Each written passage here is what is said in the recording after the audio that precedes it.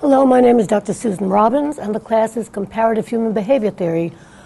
What little of the class actually showed up on time today, say hello to the viewing audience. Hello. Where is everybody? Parking. Did they decide to take a holiday today? No, parking. It's very hard. Parking, okay. Okay, any questions from last class, Dr. Brown's class? Okay, she was able to spend a little bit of time with you after class. Today we're going to be talking about a theory that fits very, very nicely with what she was talking about, because in a roundabout sense, her research is more or less derived from the thinking that goes into this particular theoretical base, at least some of the philosophical thought behind it. So today we're going to be talking about symbolic interactionism, sometimes called symbolic interaction theory or symbolic interactionism. How many of you remember ever learning anything about symbolic interaction? Sociology majors? Nope, but you remember it from a sociology class. Social work major. Well, it's highly unusual that it's taught in social work, and it should be, which is why we're learning about it. Okay, symbolic interactionism was born out of what's called the Chicago School. The Chicago School. We'll take a look at the names of the people associated with it first. We're going to be talking a little bit today about Charles Horton Cooley, George Herbert Mead, Herbert Bloomer, Manfred Kuhn, and Erving Goffman. And symbolic interactionism comes from a school of thought. And here, when I talk about a school, I'm not talking about a brick and mortar school. I'm talking about a school of thought. So there are essentially two schools of thought within symbolic interactionism. The Chicago School, which is the majority of symbolic interactionism, is primarily interested in theory and philosophical thought. And you will see that as it unfolds in the theory. The Iowa School, again, not a geographical place, even though it started there, but it's a school of thought, is primarily interested in, given this theoretical base, how do we do empirical research and use quantitative methods? This is a very strong departure from the original thinking behind symbolic interactionism, which is more based with qualitative methods, which we will talk about later. So I think it's important for you to see the relationship between the theory and the way that people say that we do empirical investigation about this. Before we start, what I'd like everybody to do, back over to me now, I want you to all pull out a piece of paper. Pull out a piece of paper. Is that easy? Number from 1 to 10 real quickly. Those of you watching this on television, we're no longer going to be on television. Those of you watching this on streaming video or on YouTube, I'd like you to do the same. Number from 1 to 10. And what I want you to do very quickly, I don't want you to think about it, just the first things that come into your mind, I want you to write down, who am I? I want you to answer that question, give me 10 words that describe, not who am I, you're asking yourself, who are you? Who am I? Everybody real quickly. No more than a minute or two. Because I really want the first things that come into your head.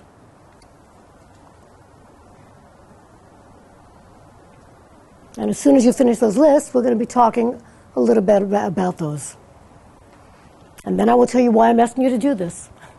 You do not have to share your whole list with anybody. I will be asking you, though, to give me some examples of some of the things that are on your list. So if there are things you want to keep private, you don't have to say it out loud. Okay, are we all up to number 5? Okay, just another minute at the most.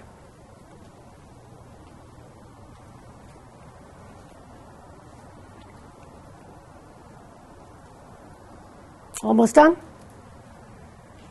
Got 10? Another 15 to 30 seconds. Should that do it?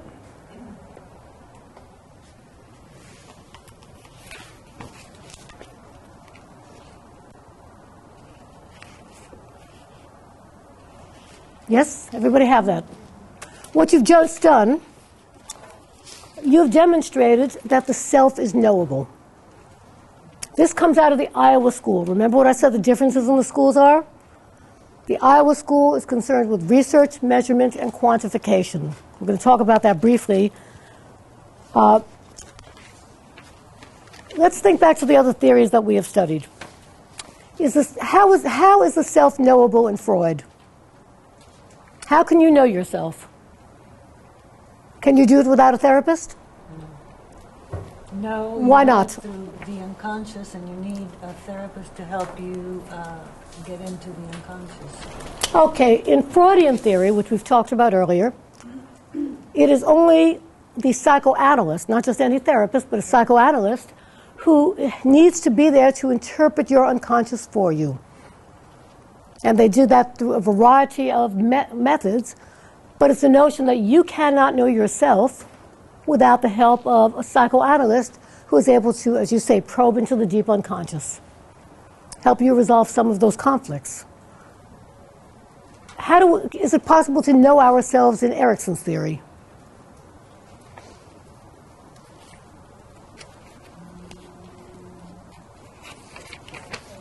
Yes or no? Yes, Why do you say yes? because you go through the life stages and you, I guess, kind of graduate through your developmental task and psychosocial crisis.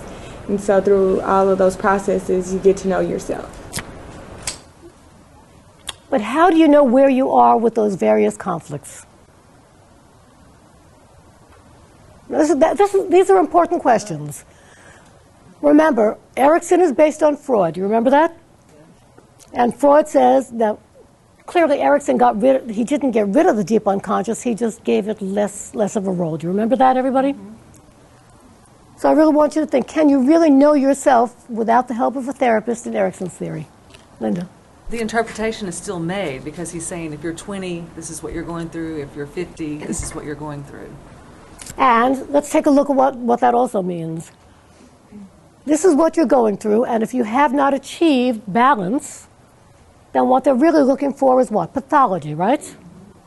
Now, these are really important distinctions. I know that these might seem like minutiae to you, but when you start, remember what we said at the very beginning of the class, that the philosophical way that you view the human being is going to steer the theory.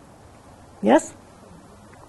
Well, if you take a look at Freud, if you take a look at Erikson, if you take a look at just about any of the writers writing an answer to them, and we have rich bodies of theory emerging from both Freud and Erikson,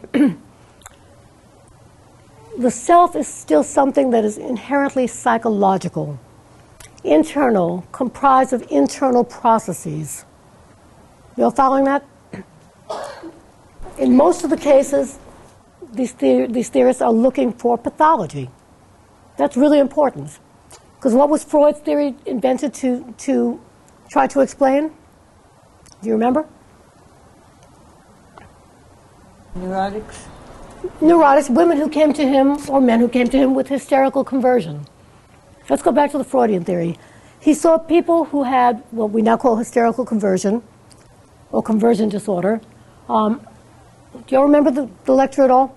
Yes. People who had physiological symptoms that could not be explained by any medical condition. And therefore he theorized that it was something going on in the mind that they were not aware of and had no access to.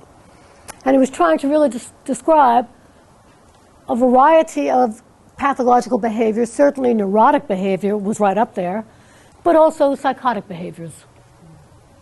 You were going to say something before, Jean? I just had a question on the Erikson thing. Couldn't you yourself kind of see how you measure up in these stages? It's kind of like, am I industrious when I'm 12 years old, therefore I'm okay? Couldn't you yourself see how you measure up and therefore see just by these? How do we decide, what criteria do we use to decide if somebody has achieved industry? I guess societal. Okay, societal. Or I guess the one who's seeing if you're pathological or not, the therapist? Or we can use those as benchmarks, but it was not a theory ever meant to measure the self or to know the self. It was the idea, you've got to remember, if you go back and read Childhood and Society, which is the book that most of his theory sprang from, initially, his later works changed and modified the theory somewhat. he was still looking for the same pathologies that Freud was looking for. But he attributed it not so much to unconscious id processes, but to a lack of balance between the conflicts, the way he reformulated them. You're following that? So it's still something that is highly internal, because it's still going on inside the person. It still involves the ego, the id, and the superego, because he did not change those constructs. He just reformulated it so that it's no longer the id that needs to be controlled by the external reality. You're following that? Here we have a very different kind of theory that is based on a non-pathological model of self. I'm going to be talking about some of these assumptions, but the list that you just made is one way of measuring the self. Do we need anybody to interpret it for us? Well, we need somebody to score it for us, and you could score it yourself. We're not going to do that today, but I want to give you a sense about where this theory goes intellectually and philosophically, and how it is so divergent from all of the other theories. What is really interesting is that the initial theorists in symbolic interaction were not writing in reaction to Freud. They were writing, in fact, in reaction to the behaviorists of the day, and also the social psychologists coming from psychological perspective, because they thought that that was too narrow. So they were not, even though they were writing at the same time, they were not writing an answer to Freud.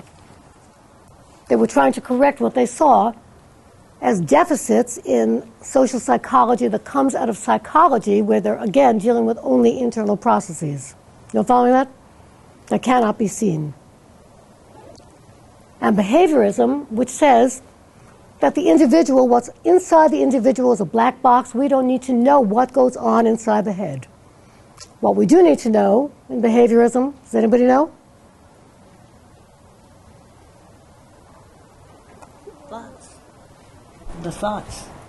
No, we don't. No, we don't even measure the thoughts. Yeah, we need to know what the external stimuli are and what behaviors are evoked. Now, there are a lot of very different schools of thought in behaviorism, but the behaviorism of that day was strict behaviorism, where they really did say people are black boxes. We don't need to know what goes inside the head.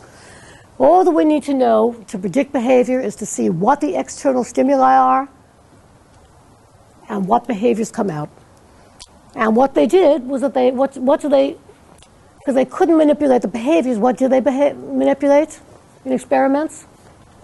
Yeah, Tony. The consequences to the behavior, I guess. Before you get to the consequences, they would manipulate the external stimuli under different conditions.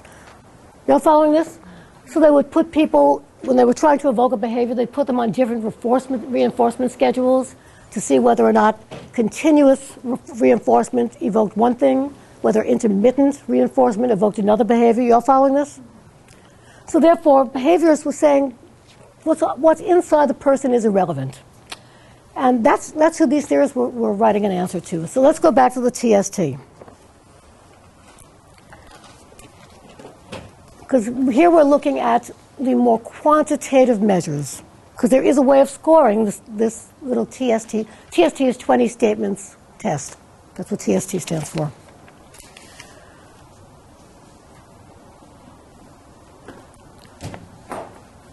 What we do with the TST is that we take a look at your responses, or you could look at them yourselves, actually, and we can analyze it by content. You've all taken research methods, right, in your first semester? Yes? Yes. Did you talk about content analysis at all? Not at all. That's too slightly. You got to use slightly. Okay, content analysis is that you take a look at text, you take a look at interviews of text. Does this sound familiar about what you heard last week? Mm-hmm. And then you analyze what the text says. You analyze what the text says. So therefore, I want you to look at what you just wrote down, and how many of you describe yourself primarily in terms of the roles that you play, such as wife, mother, sister, student. How many of you had that as the majority? Let me see a raise of hands. If you'd answer the audience, please. Raise of hands. Keep your hands up. Okay, how many of you had more individualistic things like creative, intuitive? Not just is it on there, the percentage. Okay, well what that says to us is that each of you conceives of yourselves differently, and some of you conceive of yourself, your self-concept, as being more rooted to society. Those of you who see yourselves primarily as roles. We're going to see how this comes into play with symbolic interaction. What are some of the things that you had on some of your lists? Just shout them out. Use the microphone and shout them out. Female. Female. Mother. Mother. Mother. Daughter. Female, by the way, could be either rooted or not rooted. It depends on how you see yourselves as part of a group of females or whether or not female as an individual. Other things you had on there? Yeah, Linda. Open-minded. Okay, that's very individualistic. Anybody else? Your background, ethnicity? Okay, background and ethnicity is rooted to a group, right? Rooted to a known group. Anybody else? Nobody else wants to share? Student. Student? How many of you have student on your list? How many of you have student pretty much at the top of your list?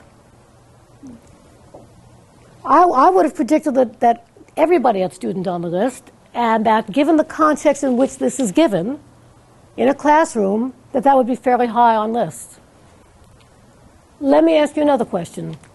If you were to do this, if you were asked to do this exercise in your church, in your neighborhood, in your gym where you work out, would you have a different set of answers, do you think? Yes. Yes or no? You have to use the mic. Yes. No. How many? Who says no? You'd have exactly the same answers. Explain. Well, my majority of my list were roles that I would play, and so I think that they would still transcend in any environment.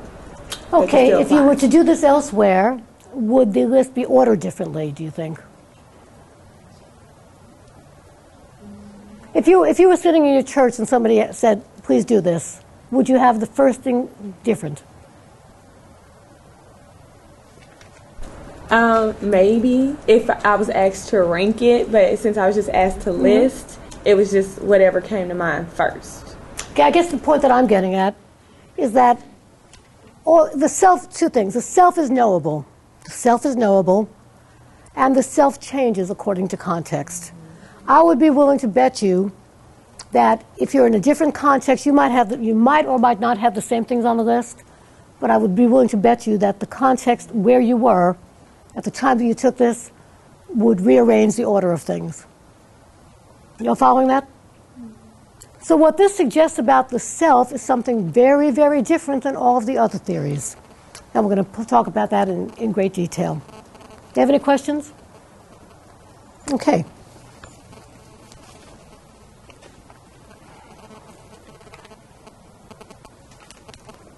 Let's go back to the PowerPoint. There are three core principles of symbolic interaction. That's what SI stands for, or symbolic interactionism. You're going to probably hear me call it symbolic interaction today just because it's easier to say. The three core principles are meaning, language, and thought. Again, meaning, language, and thought. Let's take a look at how these play out, and then I'm going to give you a little bit of history of this. What this theory says is that, first and foremost, people project meanings onto others. That when we interact with other people, it is based on meanings that we project onto them. And we all do this.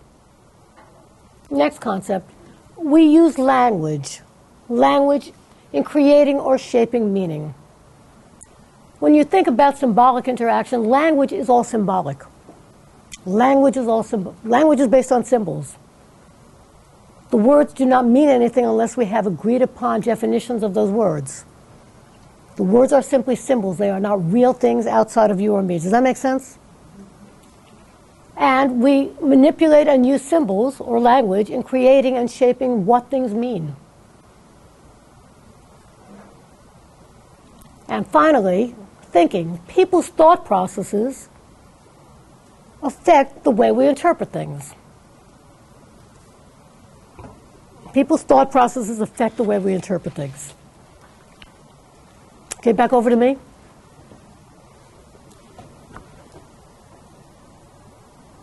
Let's take a look at those concepts we just gave you, meanings. Can we ask people about what things mean to them? Yes or no? Yes. Now, do any of us think that we don't give meaning to things? Folks, are we dead out there today? Come on. Can you give me an example of something you give meaning to? Jean? I guess I could project onto a classmate that she's smart. Okay. Is that? Very definitely. Let me give you a real concrete example. Yeah. We hear that somebody's parent died. What will we automatically think? You'll feel sorry. You'll feel sorry. We for feel them. sorry for them, right? We feel sorry for them. We're empathic, hopefully. Also, probably sympathetic. Now, we don't stop to ask, what kind of relationship did that person have with that parent? That would make a big difference on the meaning of that death. Does that make sense to you? If they've had a combative relationship their entire life, it might mean nothing that a parent dies. In contrast, if they were very close, it might be a devastating event in somebody's life. Or if that person was terminally ill for a very long time, it might be a relief. You're following that? So what this school of thought says is that there is meaning in everything that we do and say, and that our external reality is shaped not only by the environment and our thoughts, but the meaning that we give to the things in our environment, not just to people, but things as well. Yeah.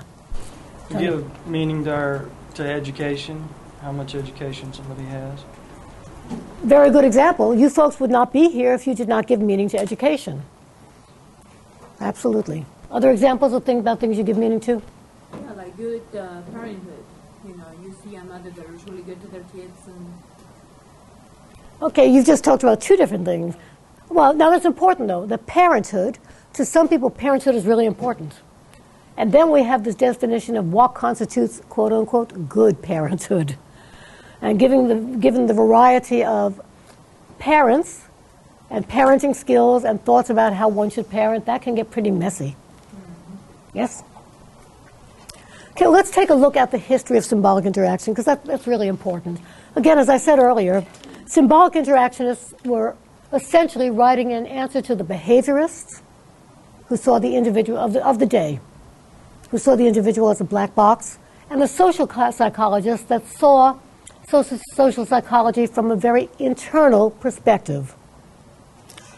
By the way, symbolic interactionism is one of your three main schools of thought in sociology. We've covered the other two already. Does anybody know what they are?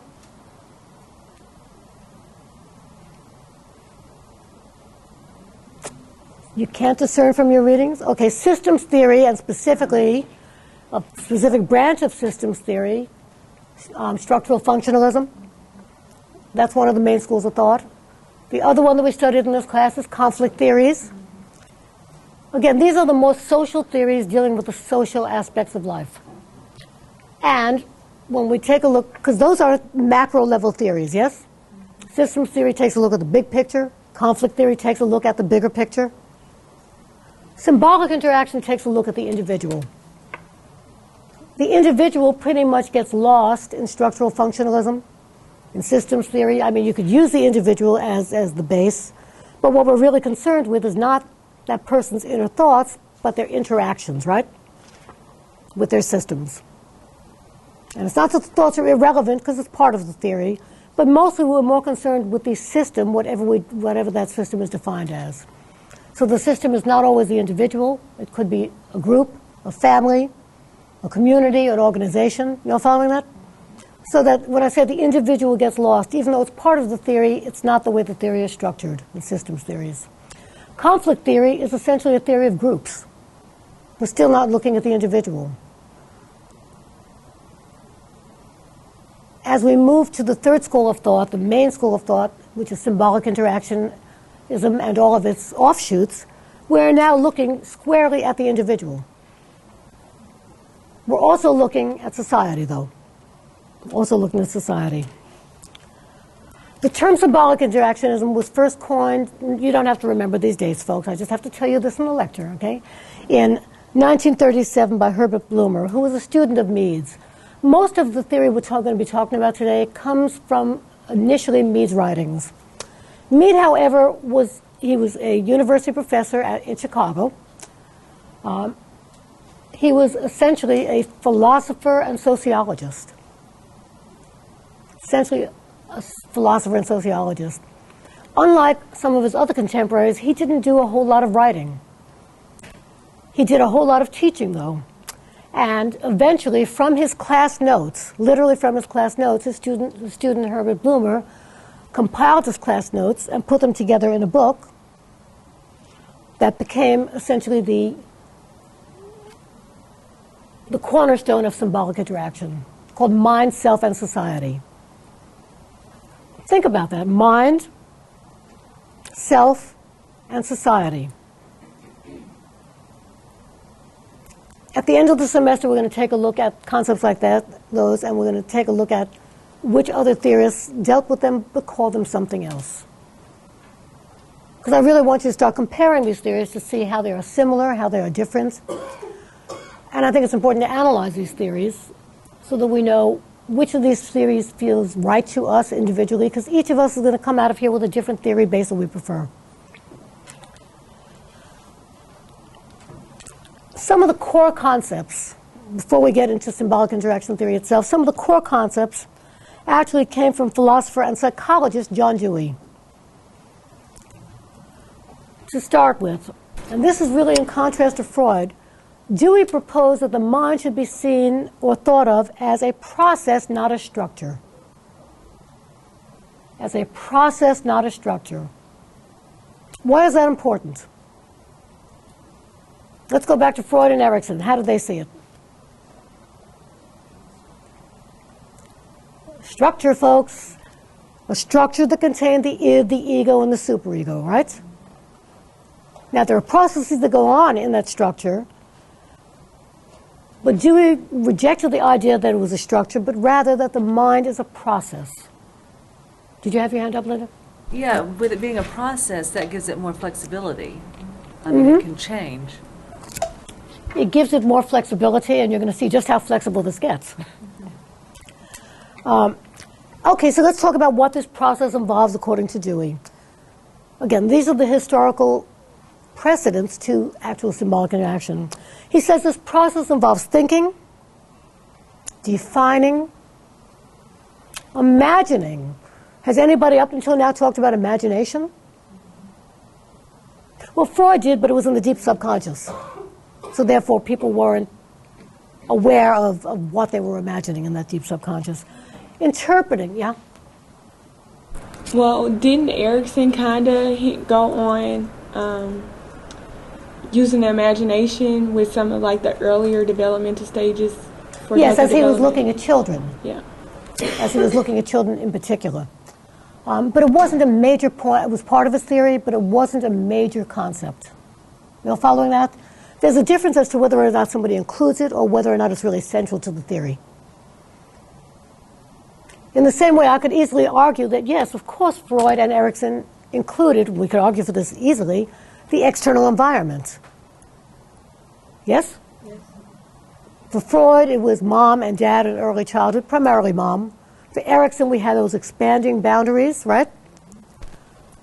But when you take a look at where the primacy of the theory is, in Freud and Erikson, it's really inside the person. It's what goes on inside the person based on interaction with the environment.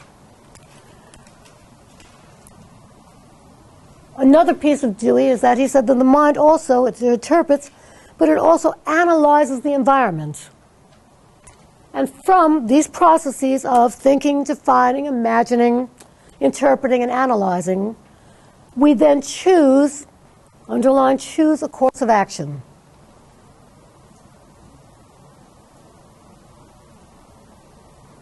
What makes us different than the other theories we've talked about so far? Jean? But there is choice. It's not something that just, in Freud, you don't really have choice, do you? No, in Freud, we're propelled by these internal forces, right? And it's only through lots of years of therapy that we could change that. Again, the element of choice is really central here in just about everything that goes into symbolic interaction. William James, also a psychologist, conceptualized the term consciousness also as a process of the mind. Not a structure, but a process. What he believed is that consciousness involved awareness of oneself. Wow, take a look at that. This is the first area that we've talked about that really has awareness of oneself.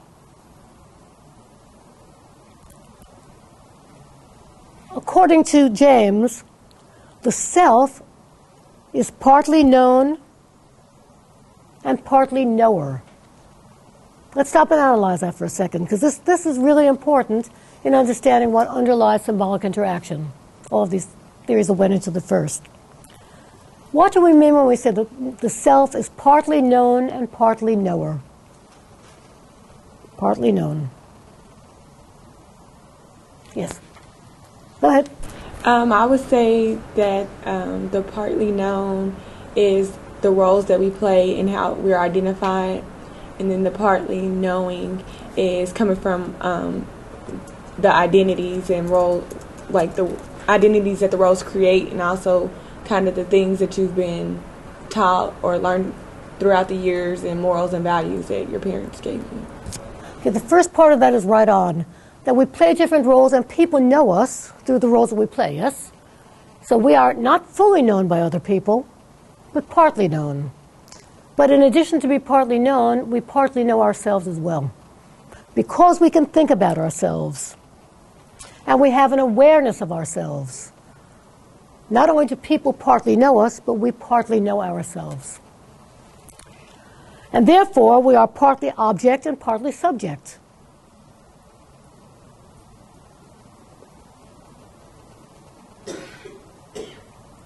Anybody want to take a stab at that?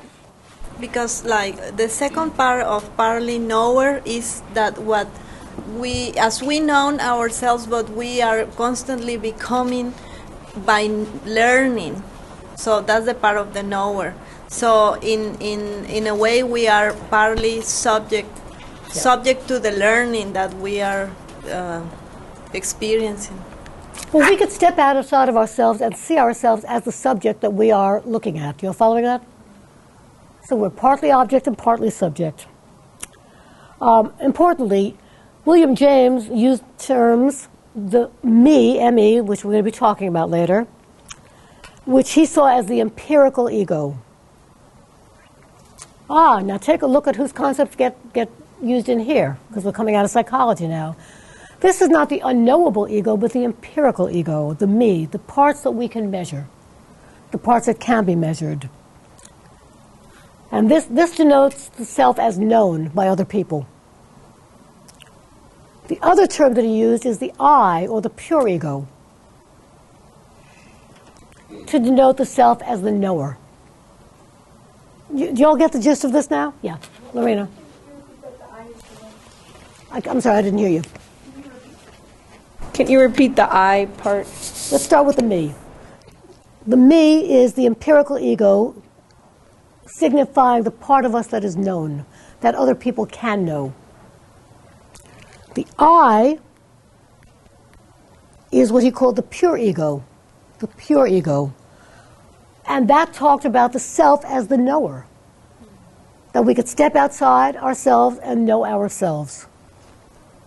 We can know other things as well. You're following that? But the part of us that is the me, in James's theory, is the part of us that is known by other people. Very importantly, these concepts, as you see, were adopted by Mead and slightly changed. adopted by Mead and slightly changed.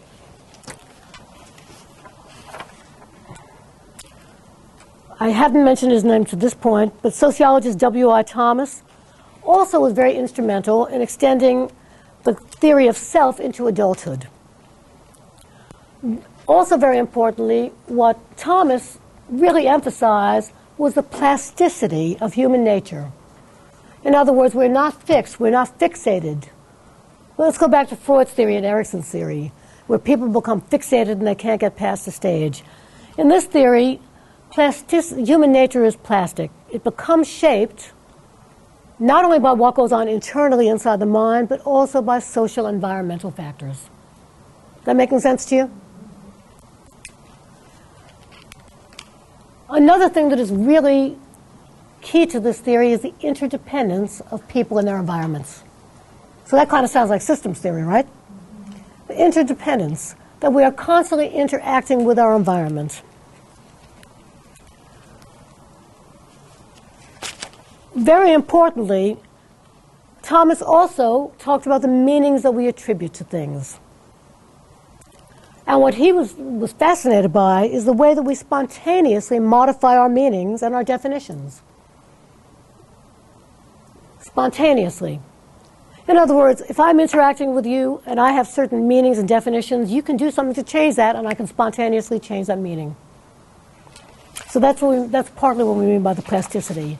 That is, it's not something that gets fixated inside the mind, but rather the mind is a process and it's a constant ongoing process. Any questions about that?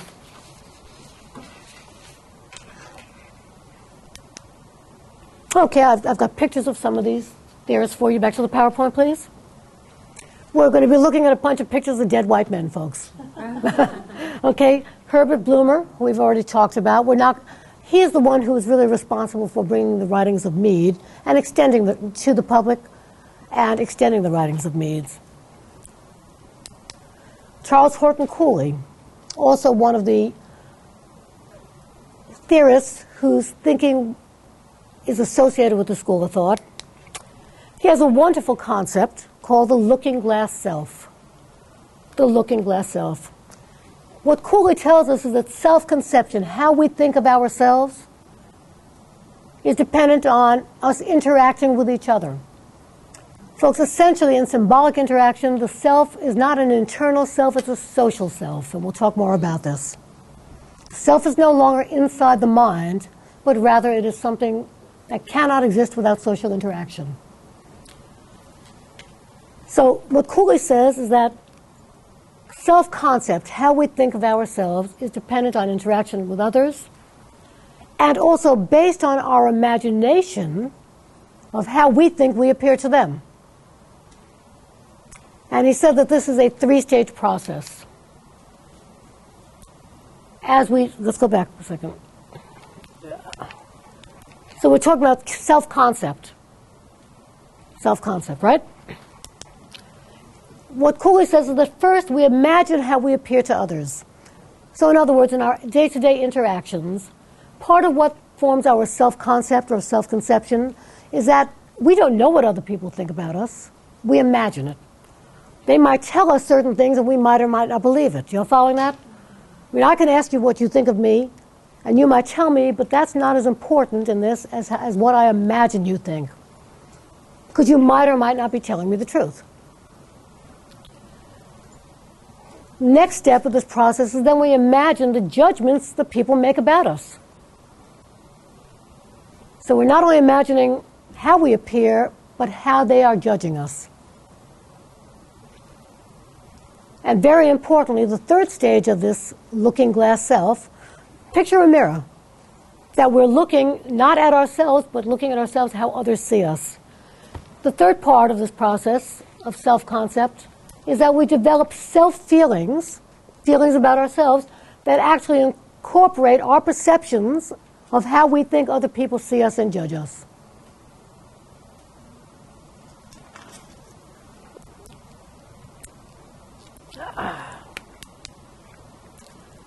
Now here's the tie-in to last week's lecture, okay? What Cooley said is that two of the most important self-feelings that we develop in response to others are pride and shame. Pride and shame. So let's stop and analyze that for a second. How does that fit in with last week's lecture? What was Dr. Brown talking about? Surely you can remember a week ago. Shame. Shame. Shame. It's interesting because I don't think he was trying to conceptualize these on a continuum with opposites the way that Dr. Brown was, but she said that empathy is the opposite of shame. I would guess the Macaulay would say that pride is the opposite of shame. You remember what she said about that? So here we have shame as a basic emotion cropping up in very early theories. And yet, remember what Dr. Brown told you last week? That researchers who research shame, people are told not to do it if you want to get tenure, right? It's a hard thing to research. It's a hard thing to research. And yet it's important because it is one of the basic ways in which we see ourselves, as is pride. As is pride. I was always amused about the whole idea of children have to get self-concept. They have to think well of themselves. Therefore, they're going to stand in the mirror and tell themselves how good they are. Folks, pride and shame do not come from internal talk. They come from doing things and how other people evaluate us and how we think other people evaluate us. And self-esteem actually comes from doing things well, being able to complete tasks well. Because when we do that, what happens? People praise us. We incorporate that praise and their evaluations of us into our self-concept. Any thoughts, any questions before we move on? Okay. Here we have George Herbert Mead. I would have loved to have him as a teacher. He really is the granddaddy of symbolic interaction. So as we talk about symbolic interaction, all thinking in symbolic interactionism leads back to Very importantly, now let's take a look. We just talked about all the psychologists and philosophers that really steered his thinking from the Chicago school, right? So the others were more psychological theories, and he took the concepts from other theorists, and now he's turning this into a sociological theory, in which, very importantly, we're no longer looking at the internal workings of the mind and trying to figure out what's going on in the unconscious. We are looking at the social aspects of the self. Mead was very clear that there is no self without society. That self and society are twin-born. In the same way, there is no society without the self. Mead's theory is based on the premise that people, as social beings, develop not on their own, but rather in a social group.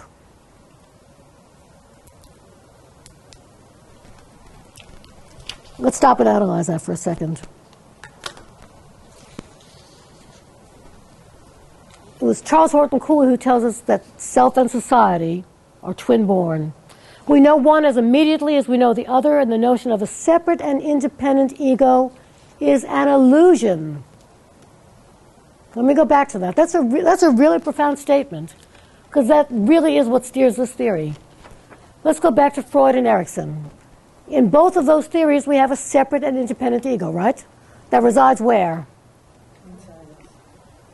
You have to use the microphone. Here we are, almost finished with the class. Inside us. Inside us, inside this construct of mind that has an id ego and superego. And while they give credence to the environment helping shape it, it is still inside of us. And what symbolic interaction says, and particularly Cooley, I'm going to repeat this quote because it's so telling. Self and society are twin-born. We know one as immediately as the other. And the notion of a separate and independent ego is an illusion. In other words, our ego is totally dependent on our interaction with other people. The idea that it resides inside of our head only and is shaped by social forces that we're unaware of is nonsense. It's an illusion that we have a separate ego. Can you live with that? Think about this. No, I really want you to think about this, because through most of social work, we are told that we have this separate ego, right? And we're always looking for people to have things like ego strength and be ego healthy and ego adaptive. This has very serious implications as to how you work with people, as to whether you're going to work with them and their issues alone, or whether you're going to see it as more of a process that involves other people. Yeah, Linda. When I was reading this, I kept thinking about the polygamous compound and how they're influenced by, their environment. And so if you were working with a client in that scenario, it would be difficult. I mean, for me, because I would, from what I see, I would think it would be a horrible situation, and they may not. And clearly they don't, because they all wanted to stay in that situation. And I know that a lot of people would say that folks like that have no choice. They're being brainwashed. And symbolic interactionists would say, nonsense. The notion of brainwashing, in fact, what they would call it is socialization.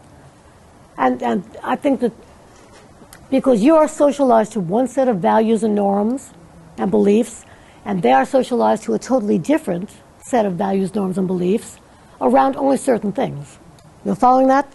Not all of their values and beliefs are different. We're talking about polygamous groups, but certainly ones that butt straight up against things that we believe as it relates to marriage and how many wives somebody should have, and whether or not people should have children very early in life, and what age it's okay to marry. You're following that?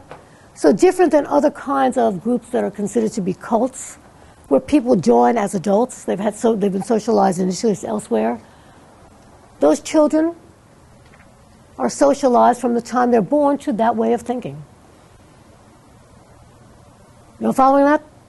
And therefore they see themselves and their roles very differently than we see them. Yeah, Tony.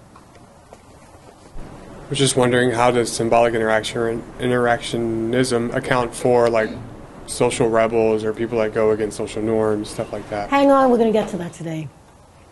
There's a whole school of theory that comes out of symbolic interaction called labeling theory.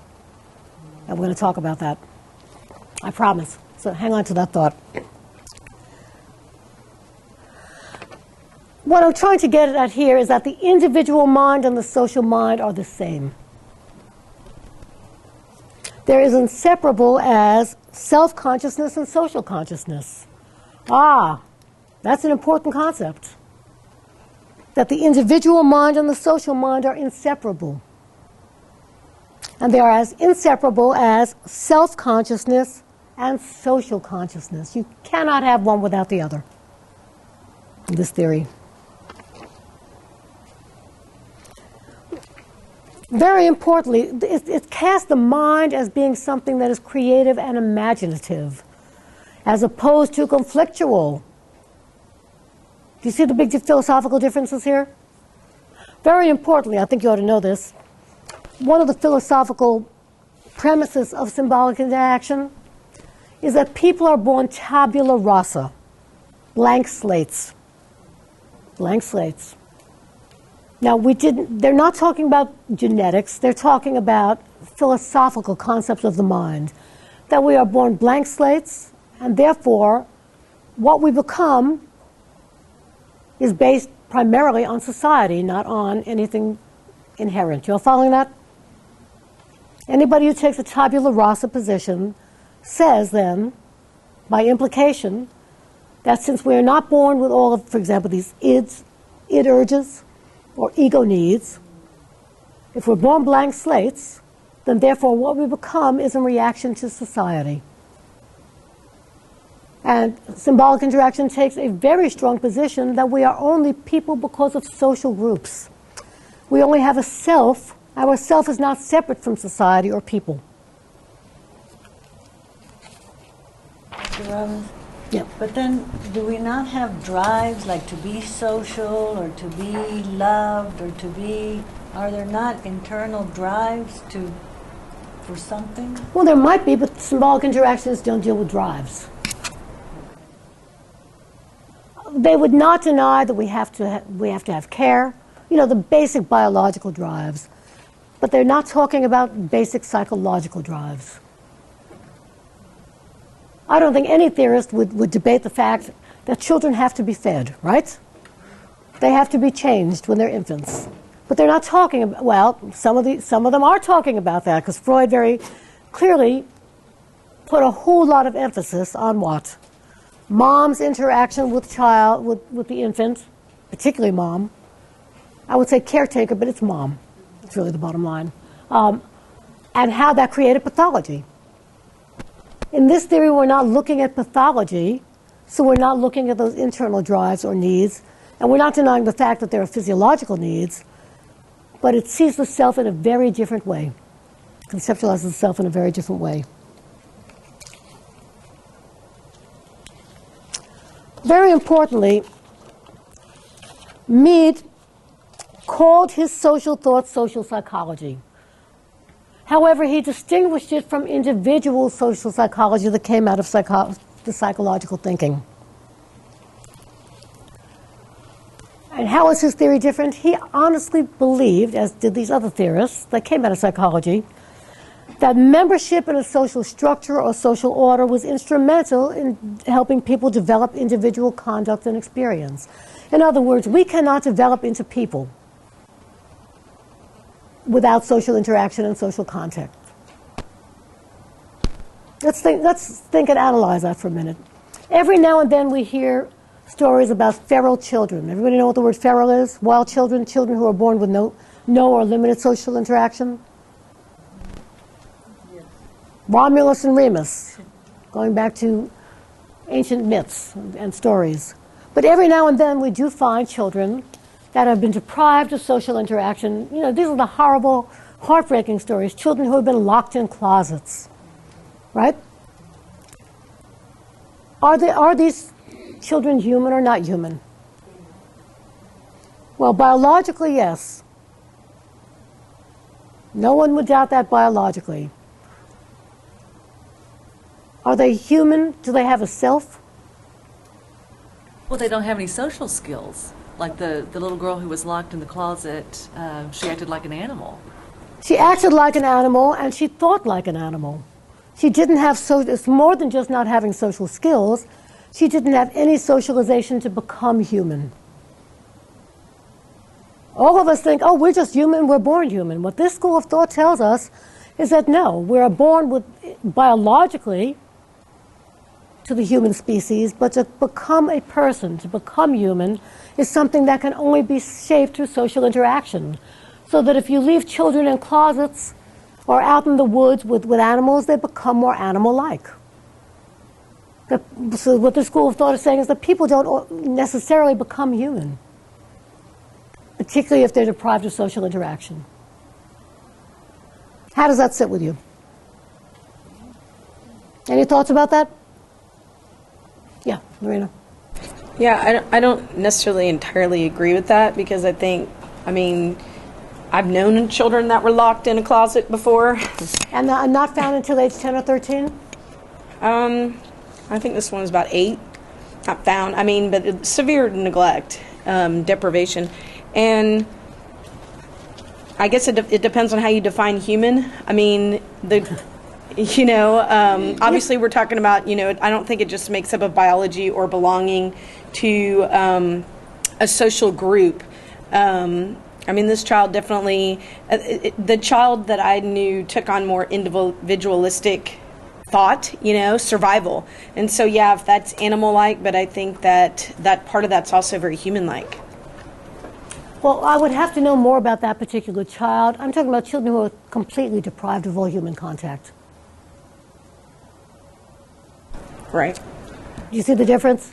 One of the things that we know about infants and children as they develop is that there are certain windows. There are certain windows where certain things have got to be accomplished. And once that window passes, it is much, much, much harder. And somebody who's totally deprived of social contact and is not found until they're 13 or 14 is going to have a very hard time developing language of any sort. Because there are windows for developing language. Yeah. A good example of that could be the Jungle Book. I don't know if anybody I'm not familiar with it, so tell us about it. It's a cartoon. Oh, okay. About a boy who was raised by, was it wolves or something? Yeah. And he became wolf-like, yes? And he wasn't found until a long time by some people that were like traveling the woods or something like that. Yeah, every now and then we hear stories about that. We hear stories about those rare individuals. And when we find them, they are not what we would call human. I know that this is a heady philosophical debate because we want to think that anybody who has the genetic material to become human is human.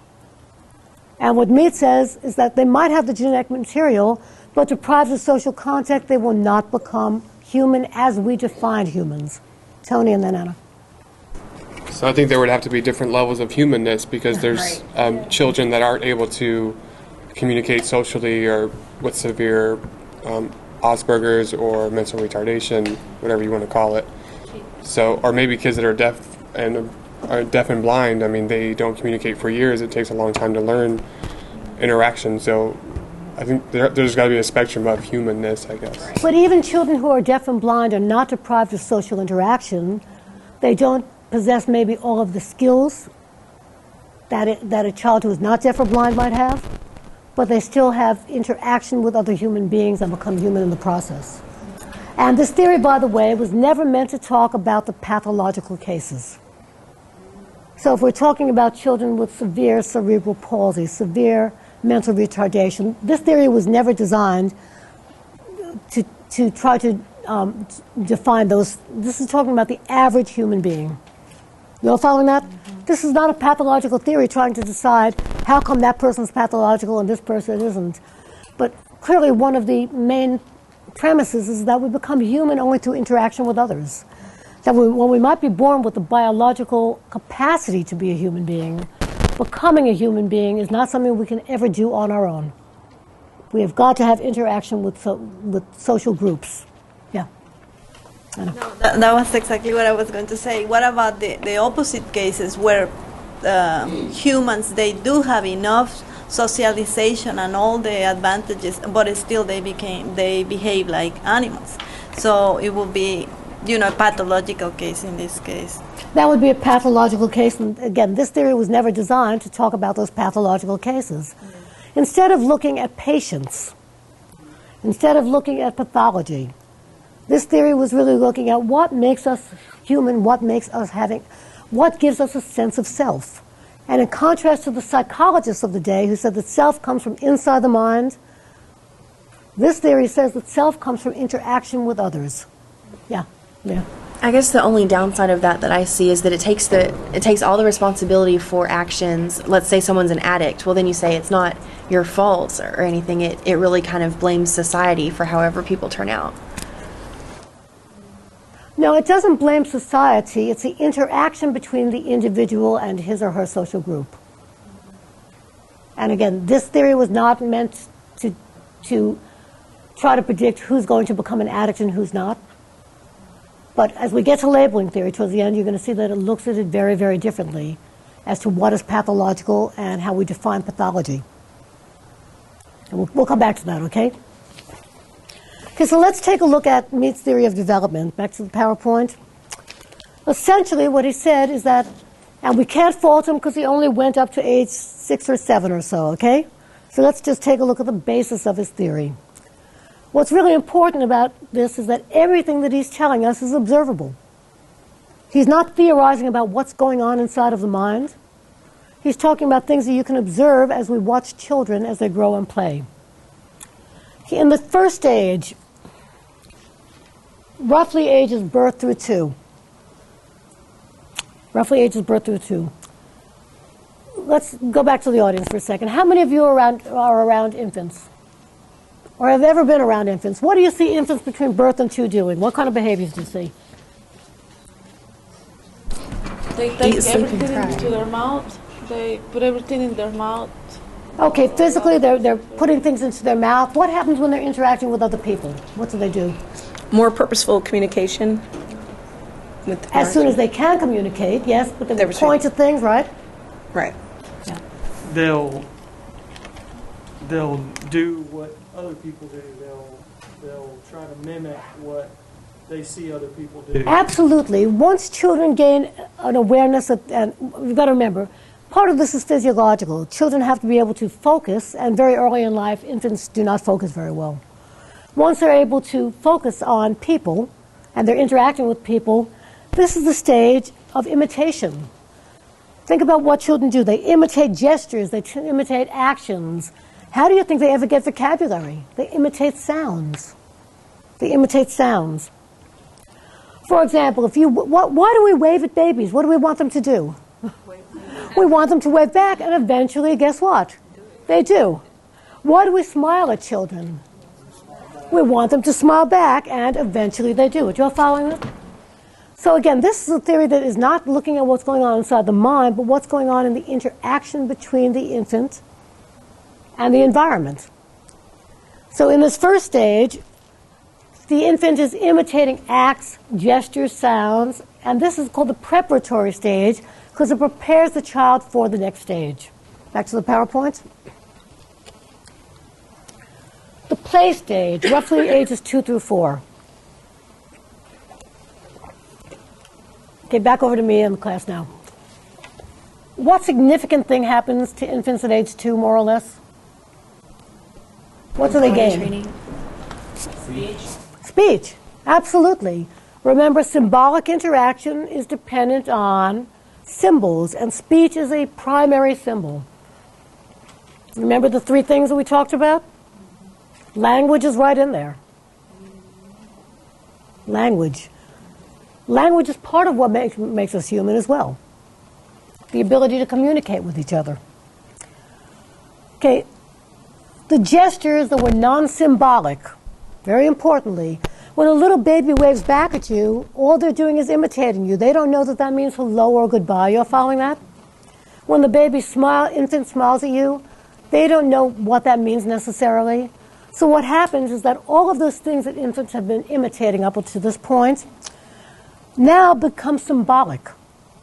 Now become symbolic. They take on symbolic meaning. So during the play stage, what do you see in children 2 to 4? What are they doing? Let's talk about the real world of children. How many of you ever watched children 2 to 4 playing? Okay, what are some of the things that you see? Not really wanting to share, but wanting to play together. Yeah, they want to play together, but if you put 2 2-year-olds in a room together to play, what happens? They become engaged in what we call parallel play. They're both playing in their own universe, not necessarily with each other. What else do you see?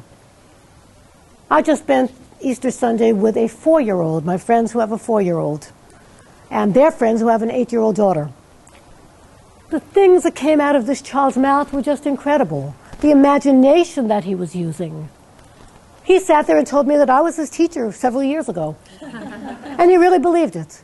Because here's what is going on in a child's mind. They're interacting with each other, and they're using incredible imagination. It's a shame that we lose that when we get to be older. What else do we see? Again, 2 to 4. What do you see in children? What are they doing when they're play? Yeah, their play usually reflects a certain theme in their imagination or what's going on with them. I was surprised my little cousins were watching an episode of TV with me, and I didn't think they were paying attention to the TV. And then they took some of the story from the TV, and then they were playing by themselves and would incorporate that. Okay, so they're using their imagination. They're incorporating what they see and hear. Typically at this stage, children start acting out different roles. This is when they play mommy and daddy and cowboy and Indian, right? Well, this is a very important part of socialization because through this play, they are now acquiring the roles of society. So here's where you see the little girls putting on mommy's shoes and walking around the house, right? Putting on mommy's lipstick, much to her chagrin sometimes. And what is she doing? She's trying to act like. Act like. What other games do we see kids playing? Dress up. Dress up. All kinds of dress up.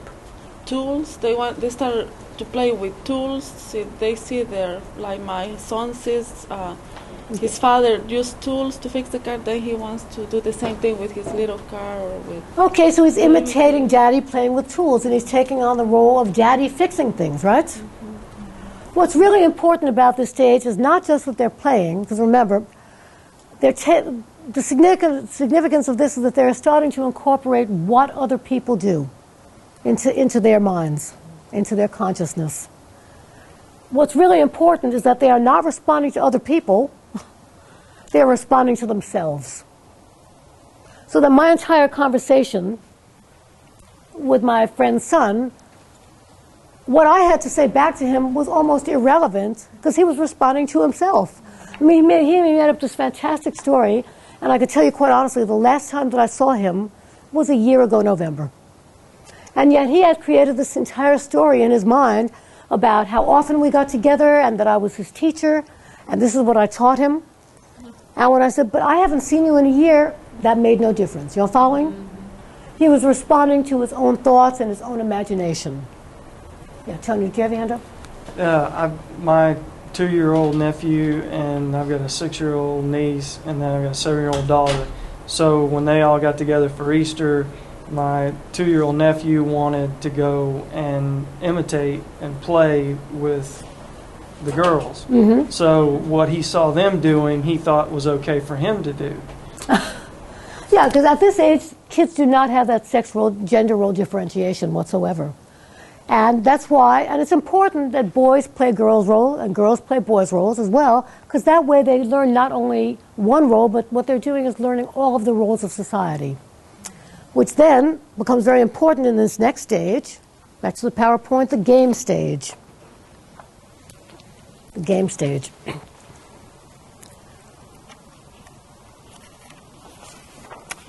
In the game stage, we see a dramatic difference in children. Previously, in the play stage, what you typically see with children is that they will say one thing in one character and respond to themselves as the other character when they're trying on different roles. So you can see children engage in conversations with themselves as they are imagining and taking on what people do and say. That make sense to y'all? This changes dramatically as we move to stage 3, the game stage. In the game stage, here is where, and this is roughly ages 4 through 6, here is where the child now begins to learn and incorporate all of the rules and the roles and regulations in playing games. Have I asked you this before? Have you ever, did I ask you about playing a board game with a 2-year-old? Yes? And the difference between 2 years old and 6 years old, even 4 years old and 6 years old, what we see is dramatic differences. Here is where children start to take on the norms and the rules and roles of society. First, mom and dad, the rules and roles of mom and dad are teaching. But now, by age 4 to 6, it goes beyond the circle of mom and dad. And who is the child interacting with between the ages of 4 to 6 or 7? What other people come into the child's life? Teachers. More friends, teachers. Yeah, peers, schoolmates. Peers. We have an expanding social circle, similar to Erikson, right? But here is where children finally get it. All of these things that we've been teaching them, the shoulds and the should nots. You tell a 2-year-old, do not go in the cookie jar. And what do the minute mom's not looking? They try to get into the cookie jar. Here we see a massive change, and this is what Freud called the superego, right? Yes? Yes. Where the child now incorporates not just mom's and dad's rules and regulations, but the norms of society. Instead of playing by his or her own rules, here we see children now playing by the rules that are established for games. Now, we talked about this earlier. When you move out of sequence, what happens? You're breaking a rule. And children start to have very strong and strict morality about what's right and what's wrong. And what they're doing is that they're incorporating not just mom and dad's sense of right and wrong, but we're going to talk about this concept of the generalized other.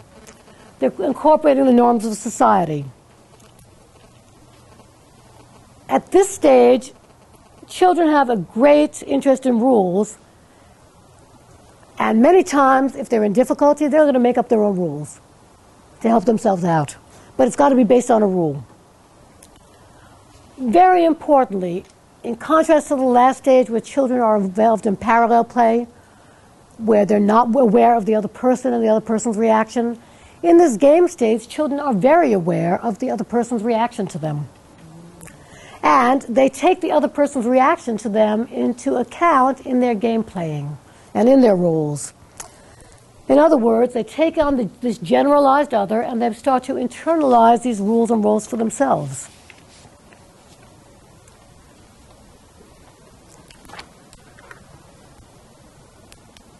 Let's back over the PowerPoint. Okay, the generalized other, that's a significant concept in this theory. The attitude of the generalized other is not just mom and dad, or the teachers, or the friends. It is the attitude of the whole community. And how do we gain a generalized other? We gain it through taking the role of others in the game stage. So we're going not in the play stage, but in the game stage. The child is now able to imagine what other people are thinking about him or her.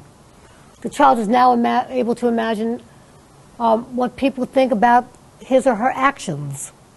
And that steers the child's play. Very importantly, it is a part of self that accompanies oneself and guides your behavior.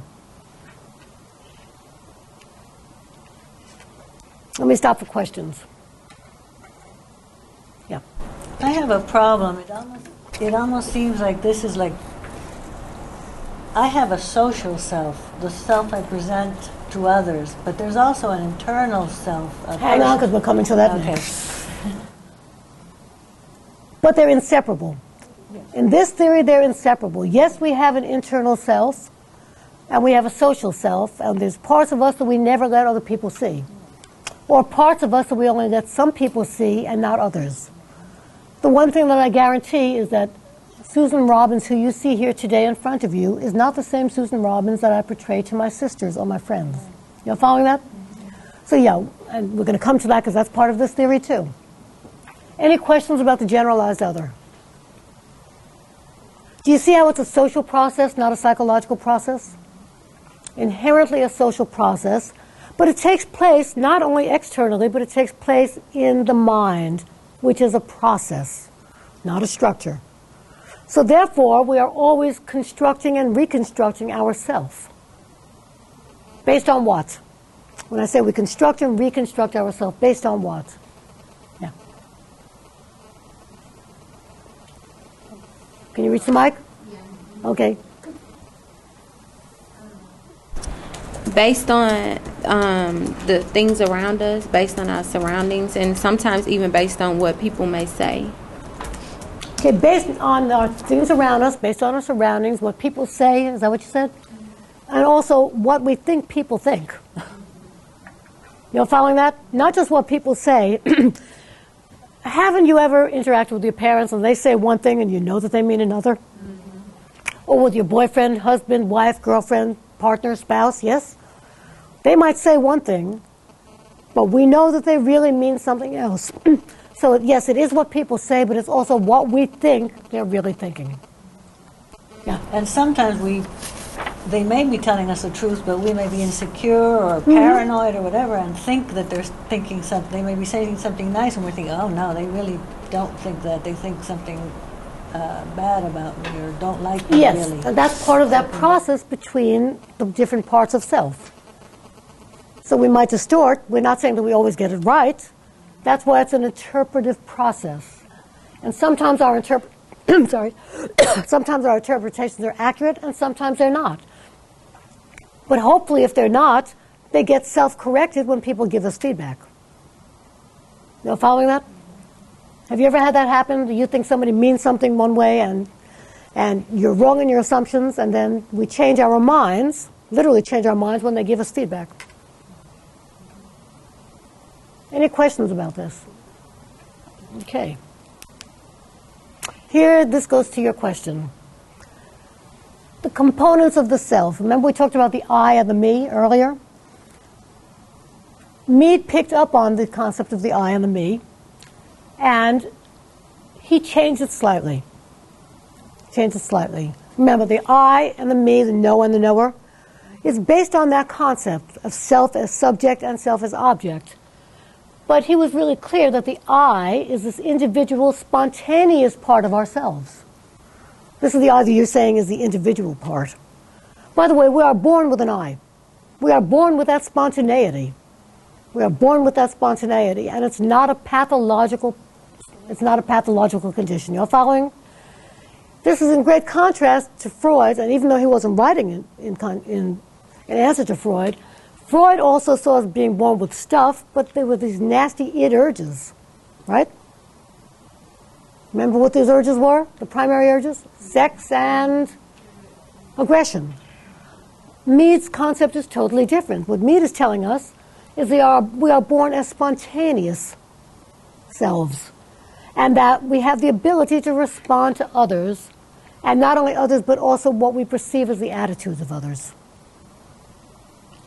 In contrast, the me is the organized sets of attitudes of other people that we internalize as the generalized other. So let's stop and analyze this. This is a very important concept. Back over to me. The I and the me are constantly interacting with each other. They are inseparable. They're inseparable. But the I is that spontaneous part of self. And what do we see in children up until about the age of 4 or 5? That spontaneous part of self. This child who said to me, David who said to me, you were my teacher. Whether it was true reality made no difference. It's a spontaneity, and that doesn't mean he's not going to react to what I say. It's just that until he gets to be a little bit older, he's not really going to understand it. Again, if you watch children at different ages, you can see where they are at cognitively. You can see how much they do understand. Okay, the me, in contrast, so we always have this creative, spontaneous I that is always interacting with and reacting to attitudes of others and how we perceive attitudes of others.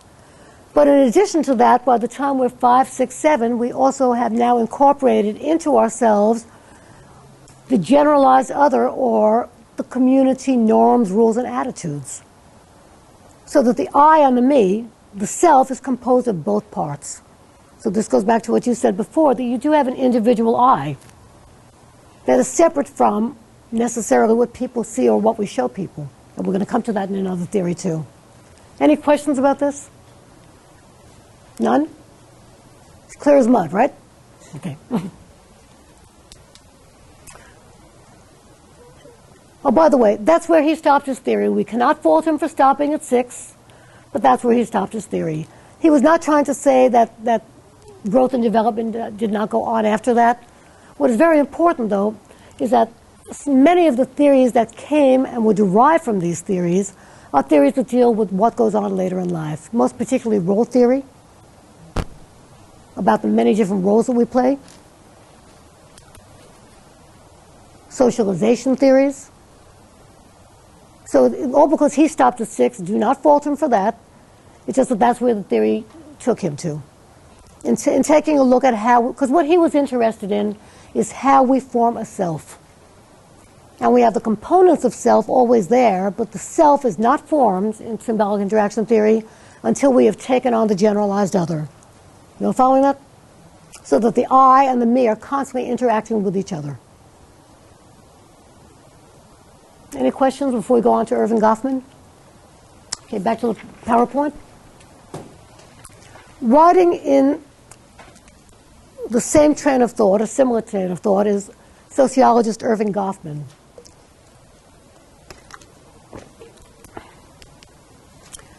His approach was slightly different. He used what he called a dramaturgical approach.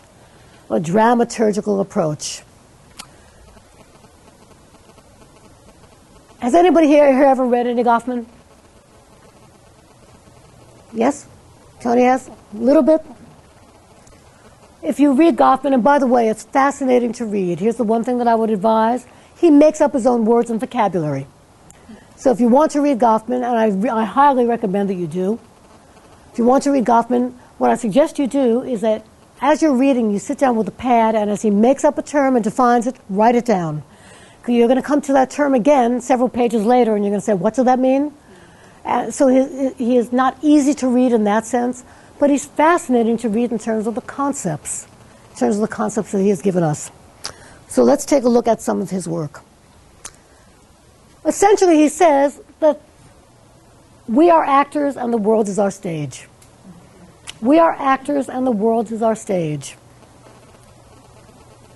And therefore, let's think about that for a second. Do we think of ourselves as actors? Yes. Do most of us think of ourselves as actors? Not people who take action, but people acting roles. No. We just think that we are being ourselves in the different roles. Right? So what do you say yes? How do you see yourself as an actor? Well, I say yes because you have to act a certain way. Like I act a certain way at my field placement, and it's really not me at all. So I'm acting, and I'm just being the chameleon, playing the part. And that feeds very nicely into his theory, except don't you bring some of you to your field placement, your internship? Yeah, I do, but I guess it's the interactions with the other people, our differences. We have very different personalities, like between me and my supervisor. And sometimes when that happens, you get a clash. Other times you can have different personalities that fit beautifully together. But think about how we interact and act with other people in daily life. This gives us a very different view of the self, because it says all the world is a stage, and therefore much of our job is what he calls impression management. And that speaks directly to what you're talking about. What he says essentially is that we reveal and conceal parts of ourselves from people based on how we interact with them, based on the roles that we have.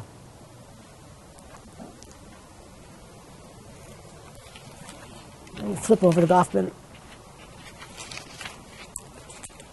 I'm looking at the time. I'm trying to give you the short version of this. I already talked about Kuhn. Similar to the other symbolic interactionists, Goffman was very concerned with the processual aspects of self. In other words, the mind as a process, not as a container. His work derived heavily from Mead, but also from other influences as well. Alfred Schutz, who you can read about in chapter 10, and particularly Kenneth Burke, dramatism, which focused on the people as actors, and therefore this is called the dramaturgical approach. What Goffman proposes to us is that the self is constructed through dramatic interaction between the individual and the audience. This is not that different than what we've heard so far, right? Except that he says that that we're acting. Not that we're on stage all the time, but as actors, one of the main things that we have to do, let's go back to the PowerPoint for a minute. He's saying that we play parts, we play roles in a performance. And in that performance, we are constantly constructing the parts that we play in an attempt to show people, and this goes right to what you're saying, Linda, the version of yourself, a self that's going to be accepted by other people. Does that make sense to you all? In other words, it's in our own self-interest, as we form the self in various groups, to show people the parts of ourselves that we think they're going to accept. And therefore, very importantly, impression management is a very big part of what we do on a daily basis. Now, very importantly, folks, this is not a conscious process. You all following that? Or it's not necessarily conscious. It can be. But we do this in a very adaptive way. What we do when we manage impressions is that we're presenting ourselves to people in ways very important. They're intentionally guided and controlled by you, the actor. Remember, we said that this has a lot to do with choice. This theory has a lot to do with how we choose to present ourselves. What he's saying is that we are always involved in our minds in a conscious process of trying to figure out what other people expect of us. What other people expect of us. And therefore, one of our big challenges is managing impressions that people have of us. Have any of you, let me give you an example. Have any of you ever accidentally, because of your emotional mood that day, presented yourself to an audience in a way that you didn't intend? No? Never. Yes. Give me some examples. I'll give you an example after you give me some. Nobody wants to give examples? It's embarrassing. Oh, I remember, I don't do this very often, but there was one faculty meeting where I lost it. I got so mad I had a little temper tantrum. I was so upset. This is years ago. It's not with my current colleagues, but years ago. I can't even tell you, I don't even remember what it was about, but I just lost it, and I stormed out. That is not something I would ever do. Because the minute I do that, what has happened? Impression management. And I had to actually go back and do a public apology. You know, once I had gotten over the humiliation, the shame, the embarrassment of, oh my God, I can't believe I did that. Come on, we're human. Don't we all do things like that from time to time? Yes? So every now and then our impression management skills have a lapse. Yeah. Well, mine revolved around anger also, because when you're playing that role, like you have to do, normally I wouldn't do that, but if I'm at a place that I have to do this to earn a grade, well, then I'm going to do it. So the impression that I give is not, it's myself but not the true self, and then I got angry and, you know, exposed the real self too.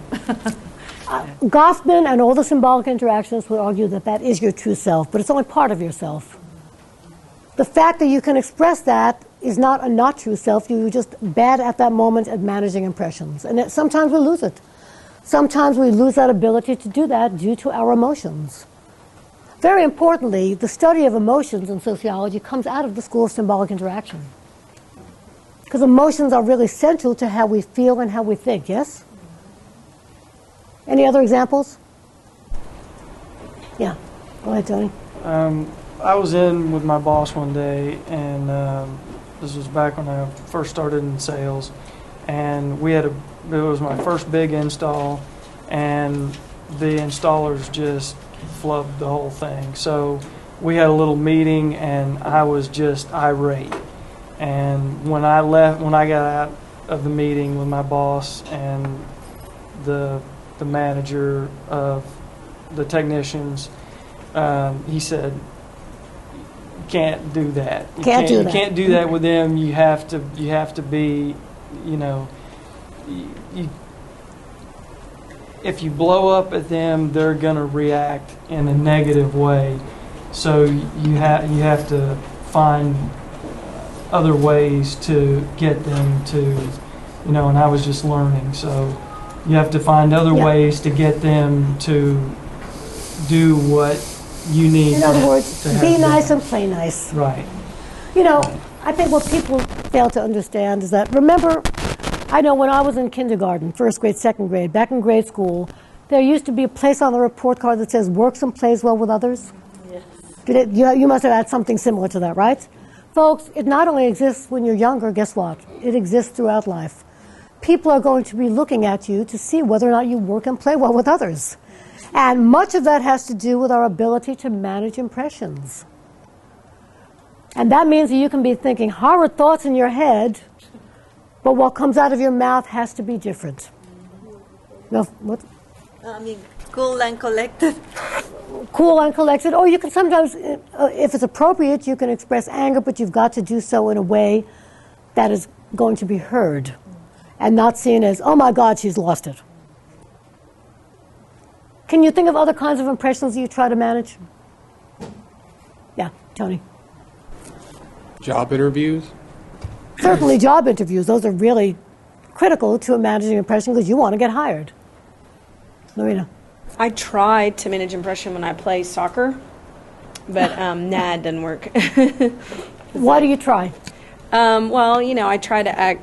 I try to behave nicely, but I play defensive position. Sometimes I curse or I do things that maybe I'm not normally going to do. Okay, so in that moment, you're doing poor impression management. Yeah. When you meet parents for the first time, or Oh, absolutely. You're going out with a new boyfriend, girlfriend, partner, and you meet their parents or their family for the first time. Boy, are we very aware about impression management then. What's important, though, what we've just talked about are those things that we're very aware of. What Goffman would say is that we are constantly on an unconscious level. And he's not talking about this deep, nasty unconscious. Just on an unconscious level, what happens between the I and the me is that we are constantly arranging and rearranging the selves that we present to other people. And it's not, most of the time, it's not a conscious process. That's what's so important about this. The examples that we've just given, such as a job interview, we're very self-conscious about how we're coming across, right? Meeting somebody's parents for the first time, we're very self-conscious and aware. What Goffman says is, yes, we're aware of that, but on a day-to-day basis in our daily lives, we are always, right now, I'm talking to you and I'm involving myself in impression management, even though I'm not thinking about it. You're following that? And that we do that in every single social situation. That's a great deal of that process that goes on about the self as we see it. Very importantly, I cannot emphasize this enough. Back to the PowerPoint. The self is not static. In Goffman's formulation, the self is not static. Well, it's not in any symbolic interactionist formulation, because it's always this interaction between the I and the me. Very importantly, as well, the self is spontaneous and creative and adapts to the situation. So we're not talking about a pathological self. Again, we're talking about the average person, so this, you got to remember that this theory was never meant to talk about why do those pathological people do that. And we're going to come to that next with labeling theory. Instead, it sees the self as spontaneous, creative, and adaptive. We adapt to our situations. Here's the part that people have trouble with. So far, sounds so good, right? What Goffman is suggesting is that we actually have multiple selves, not a single self. We have multiple selves, and what he says is that this is not, we're not talking about multiple personality disorder. Okay, is everybody clear about that? Most of which does not exist anyway, despite what the media continues to present. Are you surprised? Some people seem surprised. Multiple personality disorder, folks, you can come back to me now. In the history of the world, before late 1970s, there may have been maybe, in the world, entire history, maybe 100 cases of what people thought to be multiple personality disorder. Most likely, many of those cases were probably bipolar, right? How all of a sudden then can we have all of these multiple personalities, not just a few, but thousands and thousands of multiple personalities, all of which are now tied to childhood sexual abuse? Any ideas? How many of you thought the multiple personality is real and that it's something that is common? Nobody? How many of you thought it was real? It's okay. What about the DSM? The DSM for the... That's another discussion entirely, and hang on, when we come to labeling theory, we'll talk about it. I know that you probably don't hear this in your other classes. The DSM is a political document that is socially constructed. It has less to do with the reality of what mental illness really is, and more to do with people's political agendas and competing interest groups as to what gets in or not into the DSM. But that's another class at another time. So all because something is in the DSM, that makes it real, doesn't it? That's because we don't question diagnoses. And we should. And we should. And I'm not trying to say there's no such thing as mental illness, although some people say that. But what we call that mental illness, how we socially construct it, how we treat it, what we think about it, is a social process. Did I see some other hands up? You believe there's multiple? How common do you think it is, Megan? I didn't think it was very common, but I've heard enough about it not being as common as it's portrayed in the media, but I did think that it was real and that some people do have it, but that more often than not, people don't have, almost no one has 18 personalities or 6 personalities. It's more often 2 or, a small number. If it exists. And folks, let's be clear about one thing. We cannot prove that something doesn't exist. I don't care what that something is. If it exists at all, it is probably a very, very rare condition. And yet we still have the media. I'm trying to think, some show that I watched last week, I think it was Criminal Minds, which had a multiple personality person on it. So the media perpetuates some of these stereotypes. So let's go back to Goffman. What he is saying is that we have multiple selves, not multiple personalities, but multiple selves. In other words, I am one self here as your professor. I am a different self when I'm with my sister. I'm a different self when I'm out skating with my friends. Trust me, if you see me on stage playing music, I am a totally different self. And what he says, and let's go back to the PowerPoint for a minute, is that this is not a pathological condition, it's normal, that we have multiple selves. And that if we are honest, genuine, and sincere in each of our multiple selves, then each one is a true self. Let me repeat that.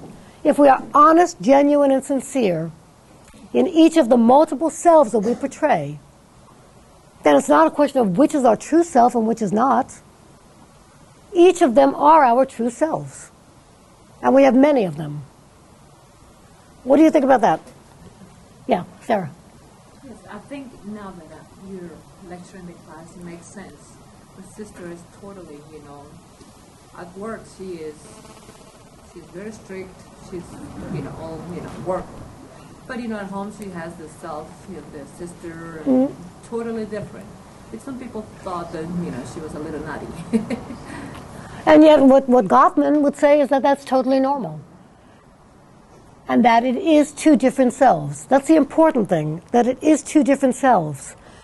And they don't have to, it's interesting because I get into these philosophical discussions with several of my colleagues who I really like and respect, who keep on trying to tell me that I'm one integrated self, and I'm saying, no, I'm not.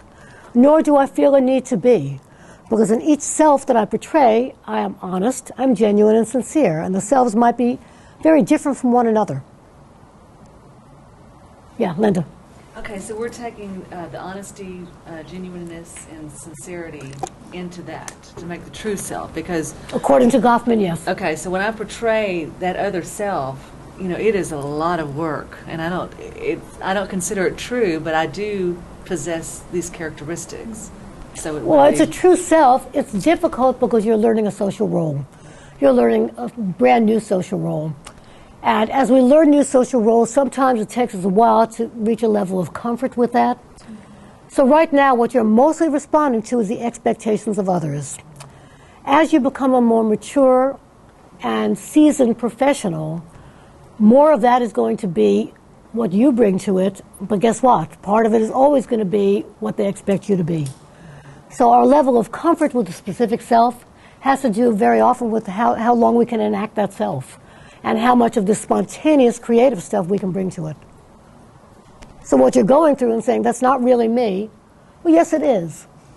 Yes, it is, as long as you're being honest, genuine, and sincere. It might not yet feel comfortable because you don't have enough, you're not able, as a student, to put the kind of creativity and spontaneity into what you will eventually become as a social worker. Does that make sense? Any questions about this? I'm constantly getting into philosophical debates about this because I have no personal need to feel integrated. Why? Because I believe in this theory. People who believe in other theories would say, for example, Jung, know thyself, as though there is only one self and we must be totally integrated. And in fact, Dr. Brown and I are constantly debating this. She keeps telling me I'm an integrated self, and I have no need to be one. And it comes from different philosophical thought. Are you all seeing that? And what's interesting about this theory is that this theory says that we can have multiple selves, not in a pathological way. Let's take a quick look at what symbolic interactionists, what researchers do, and then we're going to talk about labeling theory, and that will be it for the day. In contrast to the kinds of research, empirical research that is based on quantitative methods, and I want you to think back to what Dr. Brown was talking about last week in her research.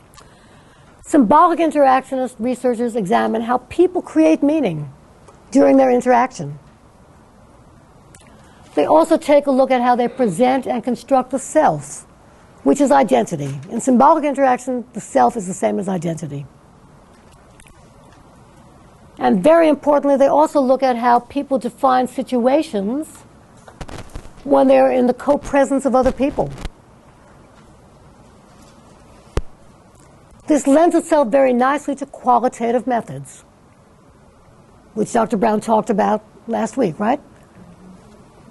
Even though, let's come back to me, please. Even though we started this off with the TST, which is essentially going to be a quantitative measure, it's also qualitative because it's based on content analysis of what you say. Here's the difference. A quantitative measure from one of the other theoretical camps, I might give you a list saying which of these roles you identify with. And then you get to check them off, right? And then I'll have a category that says other. And if there's something not on that list, what would you check off? Other, right? What does that tell me about you? I have now forced you into this box of roles that I believe you play, and you check a box other, but there's no room there for explanation. Contrast that with what we just did, where I said, who are you? You get to define yourself. Do you understand the philosophical difference between these camps? Then I can go, if I want to get more empirically quantitative, I can give you a Gottman-type score, if I want to score your particular scale that you just filled out, so I can find out whether or not you see yourself more as tied to social groups or more individualistic. You're following this? But it is still based on the content of what you've said. So again, first and foremost, we're looking at more at the kind of research that Dr. Brown does. Not necessarily grounds of theory, although philosophically, grounds of theory comes from symbolic interaction. Philosophically. You're following that? That is based on what people think, what they mean, how they devise processes for themselves, how they define their own realities, how they act and interact in those realities. So the kind of research that Dr. Brown does is really based on the philosophical thought from symbolic interaction. Finally, you asked earlier, Tony, about what does this theory say about those deviants, right? Yes, do you remember that? Very, yes. Very differently. What this theory says, labeling theory, which is an offshoot of symbolic interaction, says that deviance is not inherent in a person or in an act.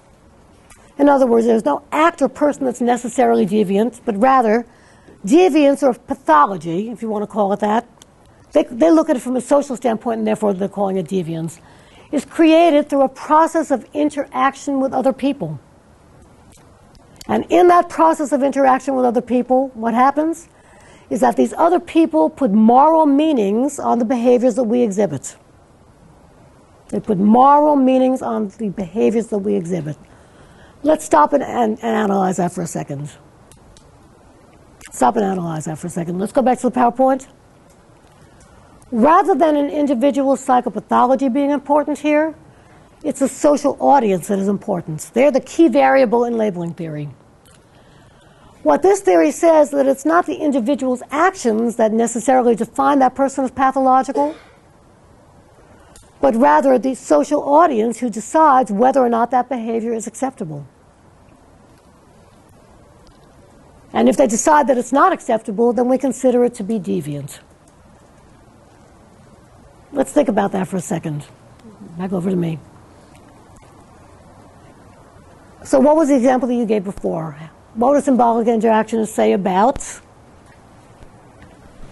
Excuse me, just about people that deviate from societal norms, I guess, is the example I gave. I wasn't being very specific. Okay, people who deviate from, give me some examples. Quickly, we have 2 minutes left.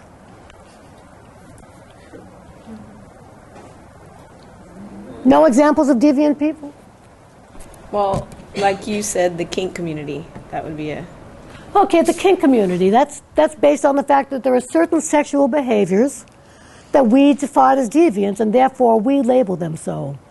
What labeling theory says, and you can read more about this, let's go back to the DSM. The kink community, which is in the DSM, right? What it says is that people are putting moral judgments on certain behaviors, and not just individuals. However, it usually takes what Howard Becker would call a moral entrepreneur. Somebody who wants to label that behavior as deviant and therefore get that deviant label into society. And in this case, in the DSM, the moral entrepreneur are the people who are writing the DSM. They're the ones who decide what is acceptable and not acceptable. In other words, what this says is there's nothing necessarily deviant about any behavior until we say it is. Until we as a society agree that it is deviant. So something can be perfectly normal in one context and deviant in the next. We can talk about this more. Thank you very much.